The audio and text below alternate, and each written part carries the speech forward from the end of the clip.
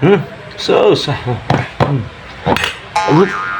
Mga idol, nakatikim na ba kayo ng inihaw na langka? Kung hindi pa, langka gusto ng karamihan pero ayaw naman ng iba. Siyempre, lulutuin natin sa gusto nating paraan. Tara!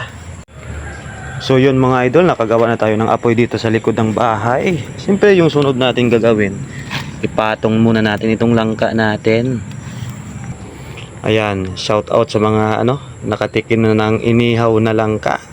Kaya abang-abangan yung mga idol kung paano natin gawin to. Siyempre hindi lang nagtatapos sa inihaw na langka yan.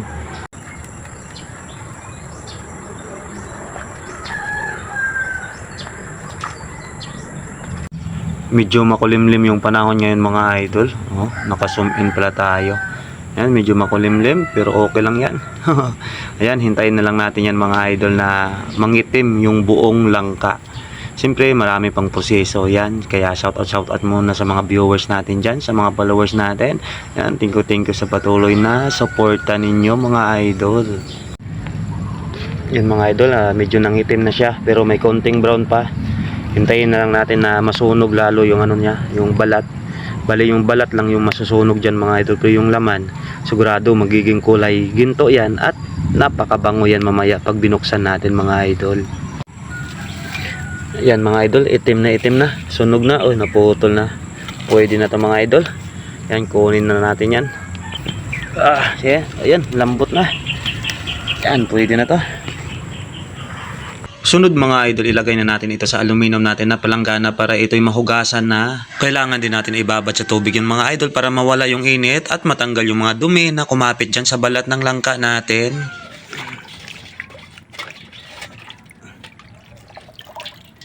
Pagkatapos mga idol, ilagay na natin ito sa dahon ng saging at tapos mga idol, dito na natin babalatan gamit ang kutsilyo. Napansin ko nga mga idol, hindi pala kulay ginto yung laman nito, kulay puti-putian ito mga idol. Yung nakaraan kasi mga idol, yung inihaw ko kulay yellow talaga o kulay ginto talaga yung kulay dun sa loob. At matapos nga natin itong balatan mga idol, kailangan natin ito ilagay ulit sa palanggana para mahugasan mga idol, para malinis na malinis talaga itong inihaw na langka natin. Sadyang maproseso talaga itong gawin mga idol, pero okay lang yan pag maluto yan. Nako, busog na naman tayo. Siyempre hindi lang tayo, pati na rin yung kapitbahay natin. Nilagay ulit sa dahon ng saging tapos hiwa-hiwain ng mga idol. Ganyan lang yung mga idol, ganyan lang yung diskarte. Kailangan kasi kunin yung ubod-ubod o yung matigas na parte dyan sa gitna ng langka mga idol. Pagkatapos makuha yung matigas na parte dyan mga idol, tinadtad na natin yung mga idol. Tadtarin lang natin ng tadtarin.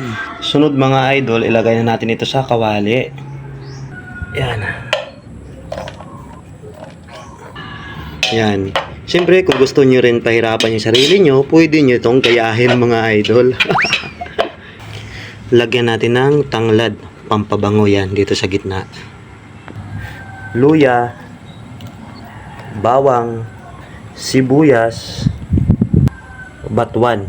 Ito yung gagamitin nating pampaasim. Di ko alam kung ano tawag sa inyo dyan. Basta dito sa amin, kilala itong batuan. Yan, mas masarap din to sa gabi. Yan yung gagamitin natin pampaasim dito. Pamintang durog. Yan. Oops.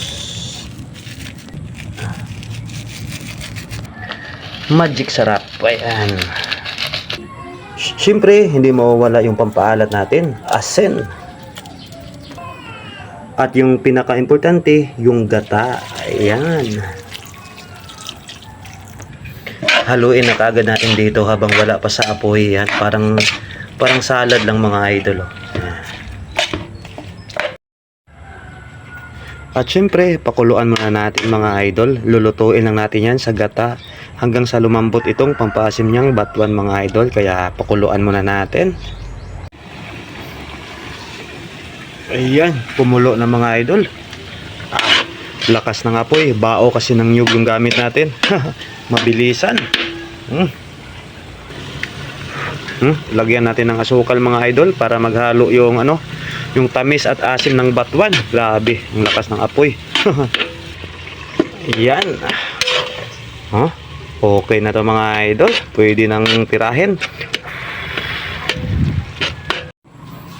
So ito na yung luto natin mga idol. Yung iba hatid na natin yan sa kapitbahay natin para matikman din nila yung kakaibang luto natin. At siyempre, yung natira, titirahin na natin yan. Sarap nito mga idol, oh. Oh, parang salad lang. Oh, sus. Sus.